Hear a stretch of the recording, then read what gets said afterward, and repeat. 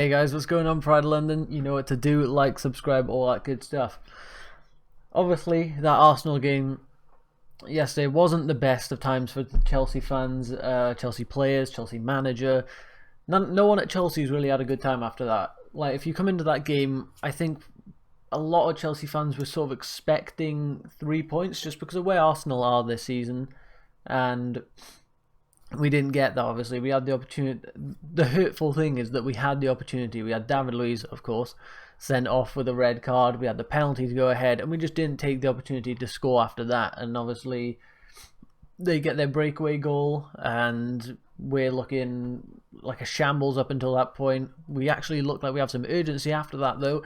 Get the goal to get us back into the lead, and we throw it away again. And massive disappointment. We should be beating teams like Arsenal easily.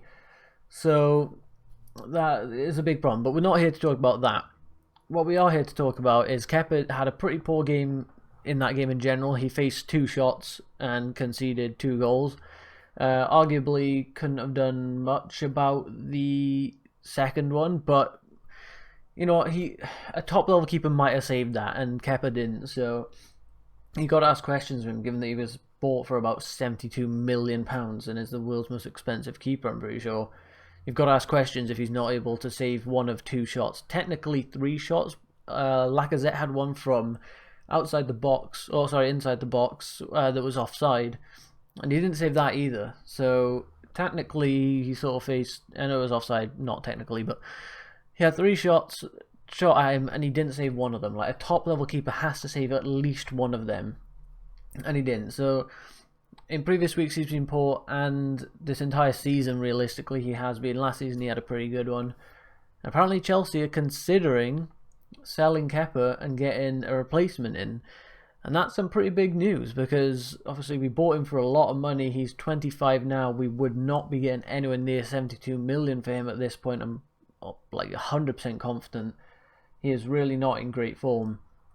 I don't know what club realistically wants him that has that sort of funds to buy him. I don't think he's a viable option for most clubs.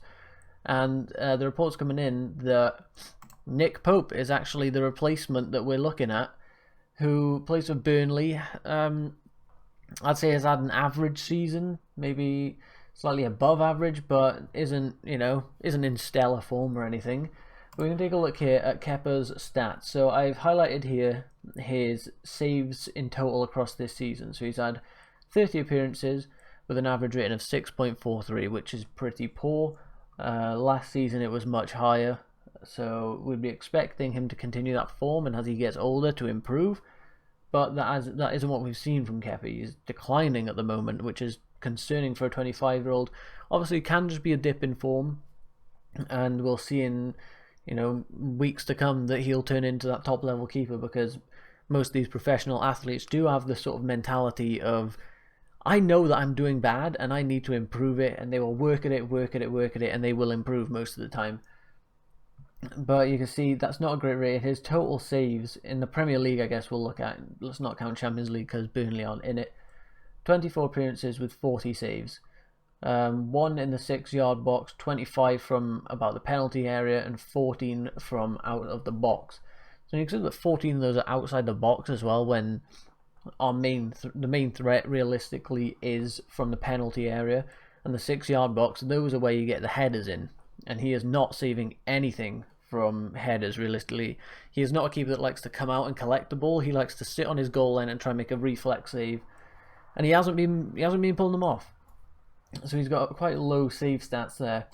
We can take a look at Nick Pope. 23 games, Kepa had 24, so pretty close call there. He's played 1 game less and made, 40 for Kepa? He has made 28 more saves than Kepa has. 4 from the 6-yard box, 40 from the penalty area, and 24 from outside the box, with an average rating of 6.62. Now, obviously, he's performing better than Kepa is. He's 2 years older than him, slightly taller, and a bit lighter than Kepa is. So, take those stats into consideration. He's a bit taller, a bit lighter. Maybe he would have got to that Bellerin shot yesterday. Maybe with that extra reach, that extra lightness to be able to dive a bit faster, maybe he would have got to that shot. And as you can see, he saves more from outside the box as well, and the penalty area. So in that sort of range, he's actually turned out better than Kepa has in these stats. We can take a look at his then transfer value, currently at only about 10.8 million.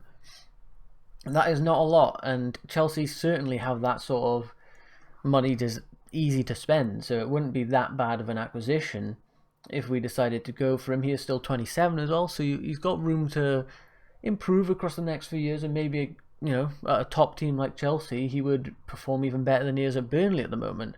Not that he's having like a standout season or anything, but he's certainly doing okay, and his contract runs till 2023, so there's 3 years left on it. So my sort of estimation is we would not be paying 10 million for him, because Burnley need him as a #1 keeper.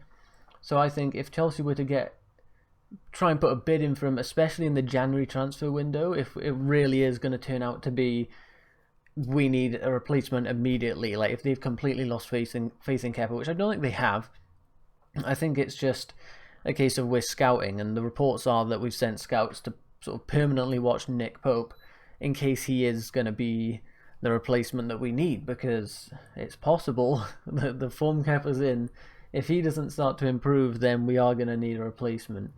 But the fee we could be looking at, I would estimate somewhere around 20 to 25 million. That is simply because he's got time left on his contract. He's in decent form. It's the January transfer window, so you know the prices go up anyway. The rest of the clubs know that we've got money to spend. He'd be going to not a rival per se, but you know, a competitor in the league, if you will. Not that Burnley is shooting for these high places in the league, but you know, we're still in the same league, so they don't want to strengthen opposition. So I do think we'd have to pay more than if he was going off to a Spanish team or an Italian team or something like that, where he wouldn't be a threat, and these teams tend to not have as much money sitting in the banks as like Chelsea do at the moment, because we've had our transfer ban, we've had time to stockpile some money, we sold Eden Hazard, like we've got rid of a lot of wage even from just Hazard, like there's a lot of money sitting in Chelsea right now, and obviously a lot of that is likely going to be waiting until the summer to be spent, but in general, there's money to be spent this January should it need to be. And my personal opinion on this matter is, let's not sign anyone too hastily. Let's not sort of give up on Kepa, because we've seen glimpses of what he can be. Not even glimpses, like most of last season he was a pretty top level keeper. It's only, I'd say, pretty consistently this season, maybe he had a decent start and then it's petered off towards, you know, the mid of the season. Like he is a good keeper at heart, and we know he has the ability. I'm hoping this is just going to be a bit of a slump in form, and it's unfortunate that it happens, of course, because a top level keeper doesn't really have those issues. But then again, you can look at De Gea beginning of this season. I'm pretty sure it's been that at United, like previous seasons, he's been the player that sort of stood out for them and kept them in games and literally won them points. Whereas at this point, Kepa is losing us points. But De Gea went through a dip in form.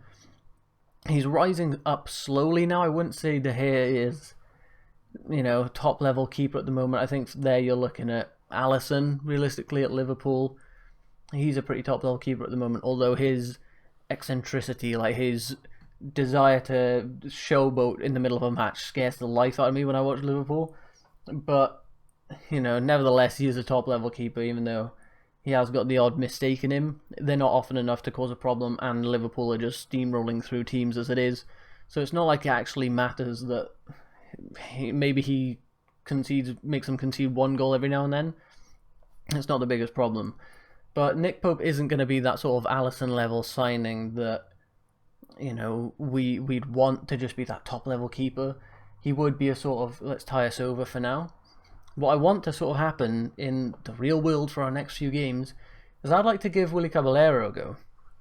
I would quite happily drop Kepa for maybe one game. Saying that, we've got the FA Cup game against Hull next, so maybe we'd see Caballero step in for that game. If he has a good game, maybe give him the next Prem game. I know we've got a hard run. It's like United, Tottenham, Bayern is somewhere in there, Leicester.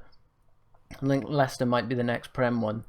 it could be worth giving Caballero a go to see can he perform. If he has a good game, keep him in until Kepa starts showing some real improvements in training, and then bring him back on the pitch, see what he can do, see if he's showing improvement there, because it could be that he's feeling comfortable. And we do see during the games when he does make a mistake or he feels like he could have saved it, he does get very angry. You can see him like screaming into his arms, just like pure anger at himself. That's a good sign in that he shows that he knows he's doing badly, but it's also a sign of like frustration. Is this getting to him? Is it going to just mentally mess him up and keep him in this slump? We need him to rise out of it, and with Cech at the club, you'd hope that maybe he could learn from him a little bit. Maybe he can have a word with Cech, see if he can give him some advice, because Cech is a top level keeper. But nevertheless, let me know what you guys think in the poll up above. Should we sign Nick Pope and get rid of Kepa? Let me know what you think. Thanks for watching, guys. Don't forget to leave a like on this video if you want to do me a big favor. Subscribe so you keep up to date with all these videos, and I'll see you next time.